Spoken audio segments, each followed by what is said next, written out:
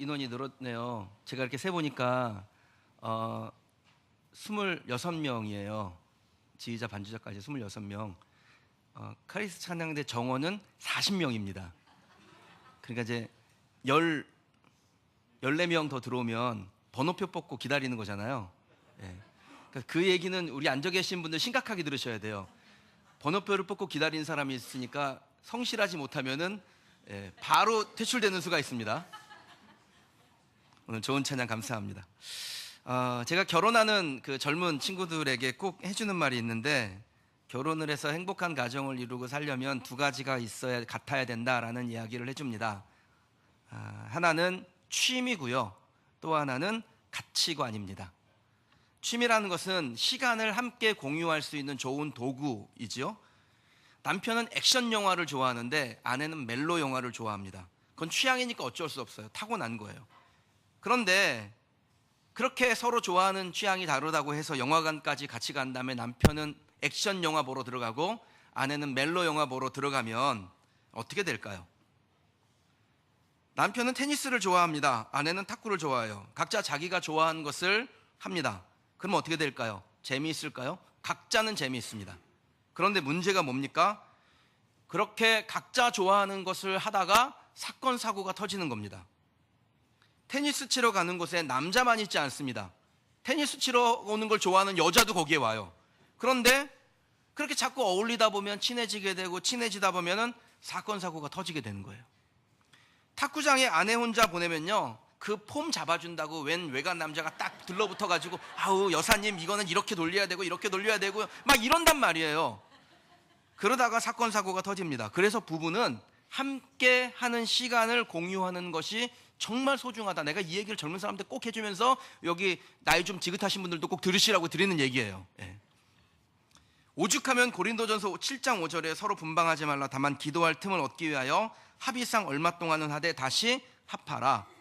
이는 너희가 절제 못함으로 말미암아 사탄이 너희를 시험하지 못하게 하려 함이라. 이렇게 말씀했습니다. 그러니까 결혼을 했으면 기도원 가기 위해서 며칠은 떨어져 있을 수 있어요. 그런데 애들 교육시킨다고 사업한다고 아예 떨어져 지내는 것은 성경적이지 않은 거예요. 왜냐하면 위험한 일이기 때문에. 신문에 종종 그런 얘기 나지 않습니까? 애들 교육 때문에 부부가 헤어져서 멀쩡한 사람이 기러기가 됩니다. 기러기가 돼가지고 끼룩끼룩하고 날아가서 거기 살아요.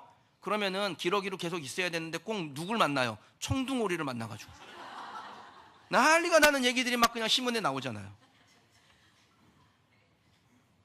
두 번째 꼭 해주는 얘기가 가치관이 같아야 된다라는 얘기를 해줍니다. 그러니까 추구하는 방향이 같아야 행복해질 수 있고 그것이 지속된다라고 말해줘요. 그렇지 않으면 거기서 다툼이 일어나고 충돌이 생기게 됩니다. 가치관이 다를 때는요, 조금 참아주는 때가 있는데, 그렇게 참아주다가 시간이 지나면 어떻게 됩니까? 서로 불꽃 튀는 의견 교환이 일어나요.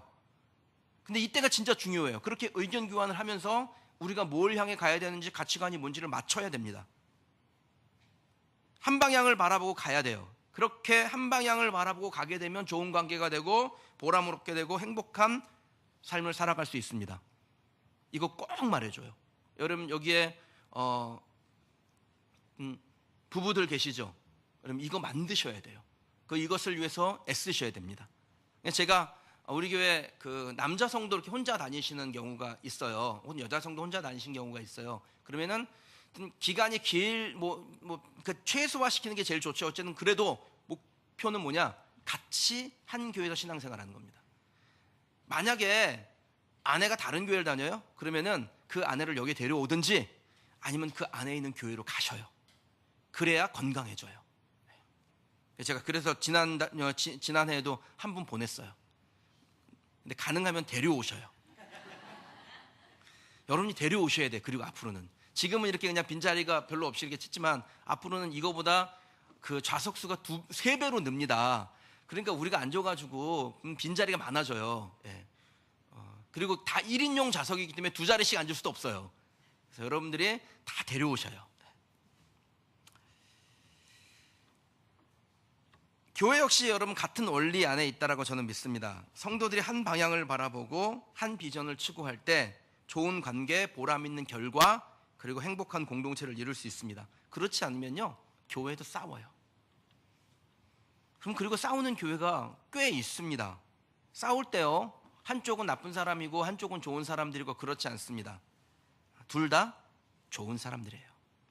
둘 다 교회를 사랑하기 때문에 일어나는 일입니다. 다만 나누어진 사람들이 서로 추구하는 가치가 다르고 목적이 달라요. 그래서 싸움이 일어납니다. 다 옳은 이야기를 합니다. 다 교회를 사랑합니다. 그런데 같은 방향으로 가지 않으면 옳기 때문에 더 뜨겁게 싸우는 거예요. 이 옳음의 문제가 무엇인지를 아는 사람이 더 잘 싸웁니다. 이런들 어떠하리 저런들 어떠하리 만수단 드렁치기 얽힌들 어떠하리 그러면 안 싸워요. 그런데 자기 생각이 분명한 사람은 싸우게 되고 그렇게 사랑했던 교회를 파멸로 몰고 가기도 합니다. 간혹 교인들이 두 팀으로 나눠 싸우는 교회 이야기를 들어보면요, 그들의 문제는 딱 하나예요. 교회를 많이 사랑했다라는 겁니다. 그런데 어떻게 사랑해요? 자기 생각대로 사랑해요. 자기 방식대로 교회를 사랑하니까 충돌이 일어나게 되는 겁니다. 그럼 포기할 수 없잖아요. 교회를 사랑하는데 교회가 잘못된 방향으로 가는 것 같은데, 그러니까 끝까지 버티다가 끝장을 내고 갈라서게 됩니다.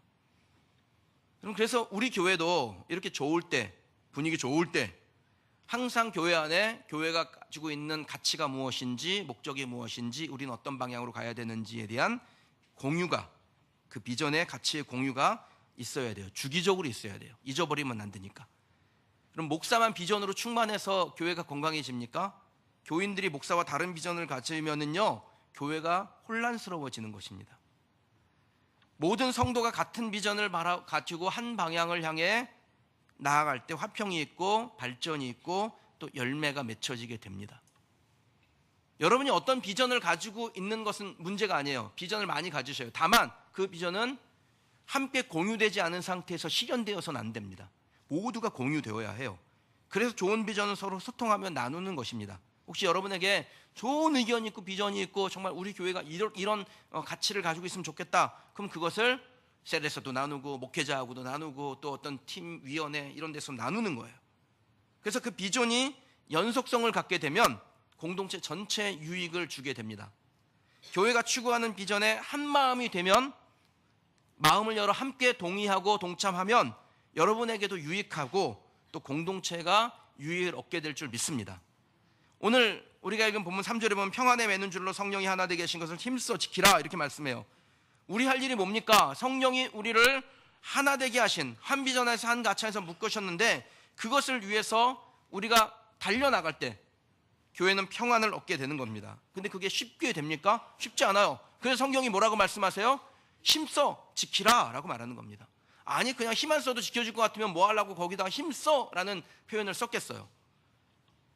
힘써서 지켜나갈 때 교회는 하나님 주신 평안으로 채워지는 것이고, 평안한 교회는 하나님의 비전을 실현하는 것이고, 하나님의 비전이 실현되는 곳에서 하나님의 나라가 세워지는 줄 믿습니다. 그럼 우리 교회가 추구하는 가치와 비전은 무엇일까요? 우리의 가치와 비전을 말씀드리기 전에 먼저 가치와 비전이 뭔지를 좀 정확하게 정의 내리셔야 됩니다. 가치는요, 외부적인 요인이나 환경에 의해서 변화되지 않고 계속해서 추구해야 되는 것을 가치라고 하고요, 비전은 상황에 따라서 변화돼 그 가치를 근거로 하기 때문에 더 좋게 변화되는 것을 비전이라고 합니다. 예를 들면 우리는 어디서나 하나님을 예배합니다. 이거는 가치일까요? 비전일까요? 이건 가치예요. 변화되지 않아요. 우리가 어떤 환경 상황에 있든지 따르고 지켜야 될, 변화되지 않는, 항상 추구해야 될 것입니다. 우리가 지금 여기 고잔동에서 예배드리는 이제 오늘까지 하면 4번 예배 더 드릴 수 있어요. 이제 4번만 지나면 우리는 새솔동으로 이전을 합니다. 그렇게 새솔동으로 이전한다고 해서 우리가 드리는 예배의 대상이 바뀌거나 우리의 예배의 정신이 달라지지 않습니다. 장소, 시간, 환경, 형식에 구애받지 않고 우리는 동일하게 한 분 하나님을 예배합니다. 그래서 변하지 않는 것이기 때문에 이것을 가치라고 해요. 그럼 이런 말은 어떻습니까? 우리는 거듭난 1000명의 예배자로 하나님 앞에 예배하며 하나님을 즐거워합니다. 이렇게 명제를 잡았다고 할게요. 이건 가치일까요? 비전일까요? 이건 비전이에요. 왜냐하면 변화될 수 있기 때문에 그렇습니다. 우리는 열심히 예배하다가 하나님의 계획에 의해서 다른 지역으로 옮겨갈 수도 있어요. 하나님께서 우리를 보내시면 교회를 분립하든지 어쨌든 새로운 곳에서 예배할 수 있으니까 어떤 장소가 지정된 것, 또 인원이 1000명 뭐 이런데 1000명이 아닐 수도 있고요, 10,000명일 수도 있고 뭐 더 변화될 수도 있죠. 그러니까 환경에 의해서 확장되고 발전될 수 있는 것이기 때문에 그걸 비전이라고 합니다. 예를 하나 더 들어볼게요. 우리는 하나님 나라의 복음을 열방에 증거한다. 이거 비전입니까? 가치입니까? 이건 가치예요. 변화될 수 없어요. 우리가 가난해지거나 부유해지거나 건강하거나 몸이 아프거나 절대 포기할 수 없고 변화될 수 없는 것입니다. 그럼 이건 어떻습니까? 우리가 하고 있는 일이에요. 우리는 매년 자기 민족을 사랑하는 외국인 선교사를 자신의 난 곳으로 파송하여 복음을 확산시킨다. 그럼 비전이에요. 꼭 외국인 선교사만 보내야 되는 건 아니잖아요. 여러분 중에 목사님 저 평신도 선교사로 헌신하고 싶습니다. 목사님 저를 위해서 기도해 주시고 파송해 주세요. 그래서 그분을 보낼 수도 있잖아요. 변화될 수 있다고요. 처음에는 우리는 그 난 곳으로 보내는 줄 알았어요. 그런데 요즘 계속 제가 기도하는 것은 난 곳 사람들이 여기 와가지고 여기서 자기네 커뮤니티를 만들고 여기서 뭐 베트남 사람들이 뭐 인도네시아 사람들이 태국 사람들이 뭐 코트디부아르 사람들이 모여서 예배하더라고요. 그 예배를 우리가 돕고 그들에게 복음의 능력이 나타나게 하고 또 그곳에서 헌신하는 사람이 나와서 자기 난 곳으로 가서 복음을 전하게 하는 사역이 확장될 수 있겠다라는 생각을 요즘 하면서 저도 기도하고 있습니다. 하나님은 언제든지 우리에게 더 새로운 계획을 펼쳐가실 수 있어요. 이것을 보고 비전이라고 해요. 그래서 비전은 가치를 실현해 나가는 길과 같습니다. 마차와 같습니다. 비전은 상황과 여건에 따라 변하지 않는 가치를 이루기 위해서 발전되고 보완됩니다. 어떤 분은 그래요. 목사님 우리 교회는 왜 이렇게 비전이 자꾸 변합니까? 많아집니까? 그 비전이 변하고 많아지지 않으면 교회가 문제가 있는 거예요. 가치를 실현시키지 않고 있을 때 비전은 늘 그 자리에 머물러 있습니다. 만약에 비전이 뭐가 달라지지 않고 늘 똑같아요. 그러면 그거는 가치를 실현시키지 않고 있는 거예요. 가치를 실현시키는 동안에 계속해서 비전은 확장되고 발전되고 보완되는 것입니다. 저는 우리 교회가 그렇게 되기를 주님의 이름으로 축원합니다. 그럼 우리 교회가 추구하는 가치는 뭘까요?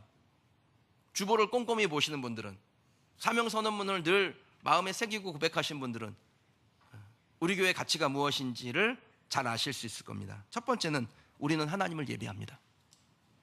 하나님을 예배하는 것은 전쟁이 터져도 멈출 수 있는 일이 아닙니다. 전쟁이 터져서 이 예배당을 빼앗겨도 천막을 치고라도 하나님 앞에 예배하는 것이 우리가 해야 될 일이에요. 그것이 성도의 의무입니다. 이사야서 43장 21절에요. 이 백성은 내가 나를 위하여 지었나니 나를 찬송하게 하려 함이니라. 하나님께서 우리를 지으신 목적은 분명합니다. 우리가 이 땅을 살아가면서 추구해야 될 가치는 분명해요. 하나님을 예배하는 것입니다. 찬송하는 것입니다. 하나님의 백성은 예배할 때 하나님의 백성으로서의 가치가 있는 것이고, 그 예배가 사라지면 하나님 나라가 사라지기 때문에 백성의 존재 가치도 사라집니다. 우리가 사사시대를 왕이 없어 각기 자기 소견에 오른 대로 행하던 시대라고 부릅니다. 그때 이스라엘에 영토가 없습니까? 백성이 없습니까? 주권이 없습니까? 국가를 형성하는 3요소가 다 있어요. 그런데 왜 그 시대를 하나님의 나라의 시대가 아니라고 말합니까? 그 나라의 주권자가 주권자 되지 못할 때 겉모습은 번지르르한데 실제로는 아닌, 하나님 나라가 아닌 시대가 되는 것입니다. 그래서 하나님은 지금도 찾으시는 사람이 정확해요. 누구겠습니까? 예배하는 사람이에요. 요한복음 4장 23절에 아버지께 참되게 예배하는 자들은 영과 진리로 예배할 때가 오나니 곧 이때라. 아버지께서는 자기에게 이렇게 예배하는 자들을 찾으시느니라. 하나님이 어떤 사람 찾습니까? 지금도 예배하는 사람을 찾습니다. 2000년 전에도 그랬고 지금도 그렇고 예수님 재림하실 그 순간까지도 하나님은 예배하는 사람을 찾으세요. 그러므로 저와 여러분들은 예배하는 사람이 되어야 합니다. 그것이 우리의 가치이고 우리 교회의 가치예요. 언제나 어떤 상황에서나 지켜내야 될 성도의 가치입니다. 급한 일보다 중요한 것이 먼저이듯 우리의 모든 개인적인 일보다 하나님을 예배하는 일이 더 중요한 것입니다. 음악이 끝내주고 인도자가 목소리가 아주 좋고 그래서 그렇게 정말 기가 막힌 이 연주로 하나님을 예배하면 그것은 예배고, 음이탈되고 실력이 부족하면 그건 예배를 제대로 드리지 못한 것이라고 생각한다면, 거기에 중심을 뒀다면 우리는 가치를 지켜내는 것에 실패한 거예요. 카리스 찬양대가 막 인원도 늘고 막 그랬는데, 그러면 그 자리는 실력을 보여주는 자리가 아닙니다. 거기는 예배자가 무엇인지를 하나님께 보여드리는 자리예요. 드럼을 연주하건 마이크를 쥐건 뭐 컴퓨터로 자막을 띄우건 그건 예배이고, 그 자리를 내가 소중하게 지켜낼 때, 감사로 하나님 앞에 받고 하나님 앞에 온전한 제물로 드릴 때, 그것이 우리의 가치를 잘 지켜내는 것입니다. 저 같은 교육자를 예배 인도자라고 부릅니다. 이 말은 예배자 더하기 인도자라는 뜻입니다. 그러니까 우리는 하나님을 예배하며 하나님을 예배함을 사람들에게 보여 덕을 끼치는 사람이죠. 그래서 이렇게 예배 인도자의 역할을 하는 사람들이 있죠.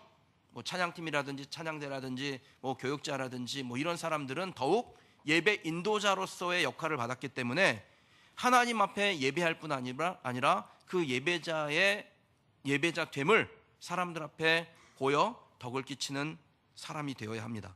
그래서 늘 스스로에게 물어봐야 돼요. 나는 지금 하나님을 예배하고 있는가? 거기에 대한 우리의 대답은 나는 언제나 우주의 창조자이신 하나님을 예배한다, 이것이어야 합니다. 저와 여러분들이 어디에서 어떤 자리에서 하나님 앞에 예배하든 그 형식이 무엇이건 거기에 누구와 함께 있건 우리가 예배할 때 우리의 예배의 정신은 우리는 오직 하나님 한 분을 진실하게 예배한다, 이것이 되기를 주님의 이름으로 축원합니다. 우리 교회가 그 예배의 정신을 훼손하지 않고 지켜내면 여러분, 우리 교회가 짓는 성전이 성전됩니다. 만약에 우리가 예배의 정신을 훼손하고 저 안에 들어가잖아요. 저거는 제가 설명을 딱 해드릴게요. 우리가 예배의 정신이 없이 그곳에 들어가면 저 건물은 성전이 못 되고 다중이용시설이 됩니다.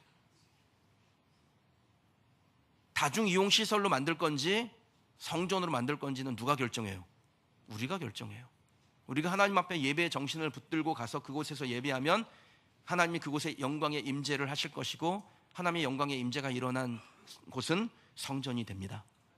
그곳에 무슨 편의시설이 있고 어떤 그 형태로 만들어졌고 그것은 사실 중요한 건 아니에요. 진짜는 그 안에 누가 있느냐입니다. 저는 그 안에 저와 여러분들이 예배의 정신을 붙들고 오직 우리는 하나님 한 분을 예배합니다. 온 우주의 통치자이신 주님을 예배합니다. 이것 붙들고 예배하는 우리 교회 성도들 되시기를 주님의 이름으로 축원합니다. 우리 교회가 추구하는 두 번째 가치가 있습니다. 성도의 그리스도적 사랑입니다. 우리는 예수 그리스도의 사랑으로 자녀가 됩니다. 원래 우리는 멸망받아 지옥에 떨어져서 땔감될 존재들이었죠. 그런데 그리스도께서 피 흘려주시고 그 피로 우리를 덮으사 우리는 하나님의 자녀요 하나님의 성도가 되었습니다. 그리고 우리를 자녀 삼으신 하나님께서 나만 자녀 삼으신 것이 아니라 우리의 지체들도 다 자녀 삼으셨기 때문에 그 하나님께서 우리를 사랑하셨듯 우리가 서로 사랑하는 것이 마땅하다라고 말씀하세요.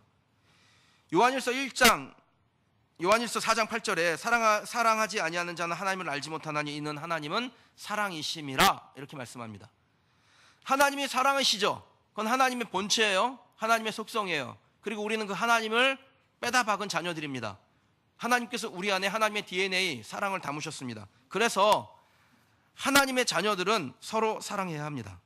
좋을 때는 사랑하는데 감정이 상하고 나쁠 때는 아니다. 그렇다면 우리는 하나님께서 우리에게 주신 가치를 온전하게 지켜내지 못한 것입니다. 좋을 때도 마음 상할 때도 사랑하는 마음으로 섬기는 것이 하나님의 가치를 제대로 따라가는 사람인 줄 믿습니다. 예수님은 우리가 서로 사랑하는 것을 새 계명이라고 말씀하셨습니다. 새 계명을 너희에게 주노니 서로 사랑하라. 내가 너희를 사랑한 것 같이 너희도 서로 사랑하라. 그래서 성도들이 서로 사랑하는 겁니다. 그게 우리의 가치니까. 그걸 안 하면 우리가 존재 가치가 없으니까. 그러니까 내가 계명을 지키지 못할 수가 있어요. 근데 그 계명을 이미 우리가 받았기 때문에 계명을 지키지 못하는 것이 안타까워야 되고 마음 아파야 되고 회개해야 됩니다. 잘못된 것을 알았다면 어떻게 하면 됩니까? 수정하고 고치려고 애쓰면 됩니다. 그러면 우리는 계명대로 사는 것이고, 그 계명대로 사는 사람은 가치 중심적이 되는 것이고, 가치 중심적인 사람은 하나님께서 기뻐하십니다. 만약에 내 행동이 그리스도적 사랑을 대변하지 못한다면 그건 계명에 의해서 판단이 됩니다. 고쳐야 되죠. 가치를 실현하는 데 더 집중하고 사랑의 가치를 지켜나가는 우리 교회가 되어야 합니다. 그것이 주님이 우리에게 지키라고 하신 것이니까 잘 지켜내야 합니다. 그럴 때 교회는 하나님 앞에 쓰임 받습니다. 우리 교회가 그렇게 될 줄 믿습니다. 우리 교회가 추구하는 세 번째 가치가 있습니다. 매일 하나님께 나아가는 거예요. 저는 이것을 영적 제각성이라고 표현해서 그리고 이것을 사명선언문 안에 담았습니다. 사람이 구원받는 과정을 신학자들이 몇 단계로 나누는데 9단계 이렇게 나눠요. 근데 이것을 좀 축약해서 보면요, 첫 번째는 회심이 있고요, 두 번째는 중생이고, 세 번째는 칭의고, 네 번째는 성화입니다. 이렇게 나눠져요. 우리가 예수 그리스도를 영적으로 경험하면 우리의 죄가 드러나게 되고 그 죄악을 견디지 못해서 돌아서게 됩니다. 마음을 바꾸게 되죠. 영혼이 각성하게 됩니다. 그러면 하나님의 은혜로 우리는 거듭나게 돼요. 중생하게 됩니다. 그렇게 거듭나면 의롭게 되었다라고 칭함을 받고 그 칭함받은 하나님의 백성으로 인생을 살아가는데, 우리의 심령 안에 뭐가 있어요? 죄악된 본성이 있죠. 그 죄악된 본성이 하나님의 그 칭의를 훼손시키려고 해요. 그래서 그 죄의 본성이 작용하려 할 때마다 죄로 가지 아니하고 날마다 의로 가기 위한 연습을 합니다. 그 연습하는 과정을 보고 뭐라 그러냐면 성화라 그래요. 거룩하게 변화되어짐이라는 겁니다. 그렇게 거룩하게 변화되어지는 성도가 되기 위해서 영적 훈련을 하는 것을 각성이라고 해요. 우리가 주님을 처음 만났을 때 각성하죠? 그 각성을 계속해서 해야 되는 거예요. 그래서 재각성이라고 표현하는 겁니다. 그런데 경제가 어렵다고 재각성을 포기할 수 있습니까? 아이가 고3이라고 영적 재각성을 뒤로 미룰 수 있습니까? 이건 협상의 대상이 안 됩니다. 그럴 수 없는 것이죠. 변치 않는 가치니까. 영적 이 재각성을 신학적 용어로 성화, 거룩하게 변화됨이라고 하는 거예요. 그 거룩하게 변화됨을 어떻게 포기할 수 있냐라는 거예요. 우리가 이 땅을 살아가면서 완전한 성화를 이룰 수는 없습니다. 성화를 완전하게 이룰 수 없기 때문에 때로는 실수도 하고 넘어지기도 하고 그래요. 그런데 그런 불안한 존재이기 때문에 넘어지는 것이 용납되어져야 될까요? 용납될 수 없는 거예요. 그러니까 그때마다 우리는 회개하고 영적으로 재각성하고 주님 처음 만났을 때 회심하는 것처럼 날마다 회심하는 거예요. 완전하게 성화될 그날을 사모하며 나를 쳐서 복종시키는 일을 하는 것입니다. 매일매일 각성하는 거예요. 여러분만 하라는 게 아니에요. 바울도 스스로 했어요. 날마다 나는 죽노라. 이게 뭐예요? 거룩하게 변화되지 성화되기 위해서 자신 안에 있는 죄의 본성들을 쳐서 복종시켜가는 과정을 삼았다라는 겁니다. 그렇게 하다가 죽는 순간에 하나님의 전적인 은혜로 완전 성화, 그걸 영화라고 그래요. 영화의 단계로 들어가게 되는 겁니다. 거룩함을 추구하는 것이, 그것을 흔들림 없이 지키고자 애쓰는 것이 성도요. 그리고 그런 교회가 된다면 우리는 가치 중심적으로 살아가는 것이고, 그렇게 사는 우리에게 하나님은 천국을 주시고 그곳에서 완전하게 하나님의 백성으로 거듭나는, 변화되는 영화를 경험하게 하실 줄 믿습니다. 저와 여러분들이 이 땅에 이 지상의 교회를 세워나가면서 지상의 교회는 오류가 있어요. 그래서 재각성하는 거예요. 천상의 교회는 괜찮아요. 거기는 완전해. 그런데 지상의 교회는요, 오류가 있어요. 그래서 날마다 교회는 가치 중심적으로 변화되어지고 성도는 가치 중심적으로 살아야 되고 자기를 쳐서 복종하는 일을 하고 그 실수를 반복하지 않기 위해서 하나님의 말씀 앞에 온전히 서는 그 영적 재각성을 함으로 하나님께서 기뻐하시는 교회가 되는 것입니다. 자, 우리 교회가 추구해야 될 네 번째 가치가 있습니다. 영적 유산의 전수입니다. 하나님 이스라엘 백성들에게 가나안에 들어가기 전에 직전에 말씀을 하나 주시는데 그것을 신명기라고 하죠. 그 말씀은 이스라엘 백성들이 가나안에 들어가기 전에 그 땅에 들어가면 어떻게 되어야 한다라는 것을 정해준 말씀인데, 그 신명기의 핵심 사상이 무엇이냐면 쉐마입니다. 들으라 이스라엘아, 우리 하나님 여호와는 오직 유일한 여호와시니 너는 마음을 다하고 뜻을 다하고 힘을 다하여 내 하나님 여호와를 사랑하라. 이게 쉐마예요. 근데 이 쉐마를 어떻게 하냐면 자기 마음에 새길 뿐 아니라 가르쳐요. 오늘 내가 내게 명하는 이 말씀을 너는 마음에 새기고 내 자녀에게 부지런히 가르치며 집에 앉았을 때에든지 길을 갈 때에든지 누워있을 때에든지 일어날 때에든지 이 말씀을 강론할 것이며, 너는 또 그것을 내 손목에 매어 기호로 삼으며 내 미간에 붙여 표로 삼고 또 내 집 문설주와 바깥문에 기록할 지니라. 전수하라는 것입니다. 쉐마 안에 담겨진 핵심은 전수하라는 거예요.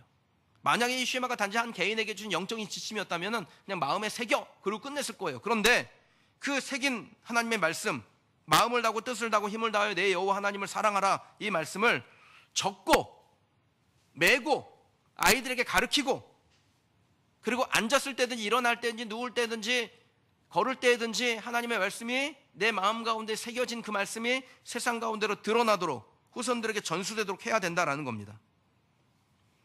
그럼 이것을 교회가 해야 돼요. 아버지는 훌륭한데 자식들의 모든 유산을 다 말아먹는 그런 사람들의 특징이 뭡니까? 전수가 제대로 되지 않으면 그렇게 돼요. 근데 전수되면 유산이 지켜집니다. 오래가죠.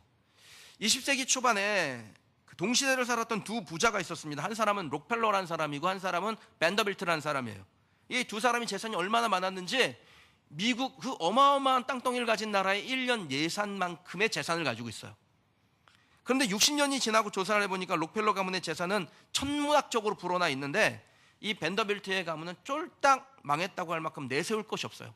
그러니까 우리가 지금 세계 보면은 제일 부자가 누굽니까? 뭐 아마존 운영하는 이름을 잊어버렸어. 무슨 베이조스인가 아무튼 그래요. 예, 이제 빌 게이츠가 아니에요.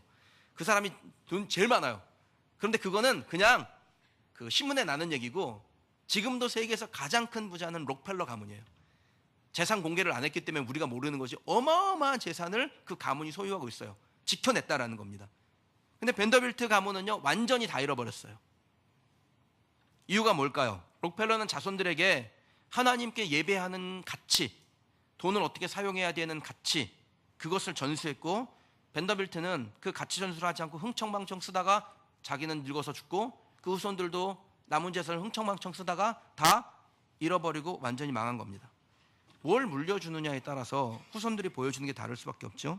쉐마의 가치를 물려주면 마음을 다하고 뜻을 다하고 힘을 다하여 내 여호와 하나님을 사랑하라, 이것을 물려주면 그런 자녀가 나오는 것이고, 입신양명의 가치를 물려주면 성공만 추구하는 자녀, 그것을 위해서 물불을 가리지 않고 나중에는 하나님은 물론이요 부모도 버리는 그런 자녀가 나와요. 고등학교 2학년 때까지 신앙생활 하다가 고3 되면 어이구 내 새끼 교회도 끊고 엄마 아빠도 신경 쓰지 말고 공부만 열심히 해. 자녀 망치는 지름길입니다.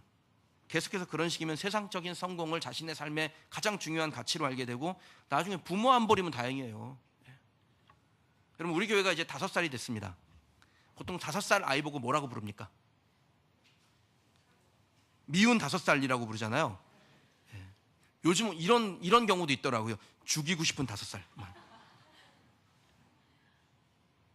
그런데 모든 아이가 다 미운 5살이 되는 건 아닙니다. 가치가 잘 전수되고 교육이 잘 들어간 아이는 미운 5살을 보내는 것이 아니라 사랑받는 5살을 보내고 존귀 여김받는 5살을 보내요. 그러니까 무엇을 가르치냐에 따라 달라져요. 저는 우리 교회가 5살 되었는데 미운 5살이 아니라 하나님께 사랑받는 존귀함 여김받는 5살짜리 교회 되기를 주의 이름으로 축원합니다.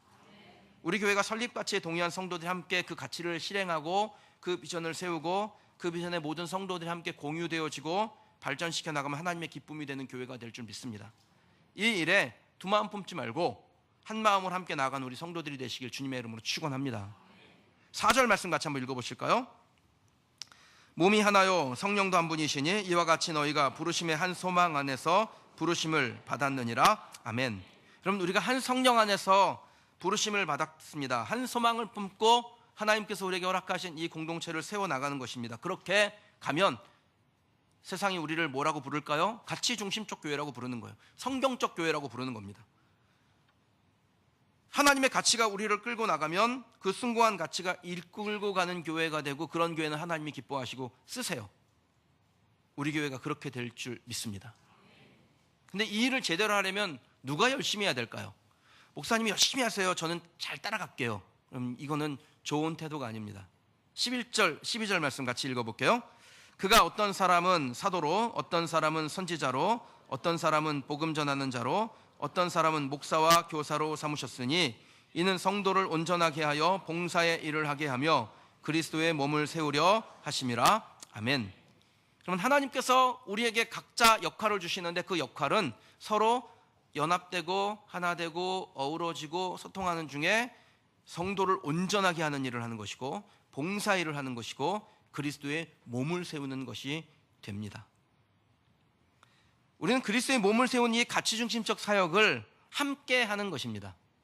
그것이 열심히 되어 장성한 분량에 도달하게 되면 미운 5살이 아니라 성숙한 하나님의 사람, 성숙한 교회가 되고, 그리고 저와 여러분들이 하나님이 주신 그 가치를 지켜 하나님의 비전을 공유하고 그것을 실행하면 하나님께서 더 크고 놀라운 가치를 우리에게 주시고 더 크고 놀라운 비전을 우리에게 주셔서 착하고 충성된 종아, 내가 작은 일에 충성하였으니 더 크고 놀라운 일에, 위대한 일에 참여할지어다. 우리에게 하나님의 비전을 확장시켜 주십니다. 그리고 그 하나님의 비전을 확장시켜 주실 때요, 그 비전을 감당할 수 있는 능력을 여러분에게 주세요. 그게 건강이든 재물이든 무엇건 간에 하나님께서 주신 비전을 실행시키고자 하는 사람에게 하나님이 주신다라는 거예요. 저는 우리 성도들이 그것을 발견하기를 주님의 이름으로 축원합니다. 우리 하나님 아버지는 가치 중심적으로 사는 교회, 그리고 가치 중심적으로 사는 하나님의 사람과 동행하시며 여러분의 삶의 모든 영역에 하나님의 형통과 은혜를 주세요.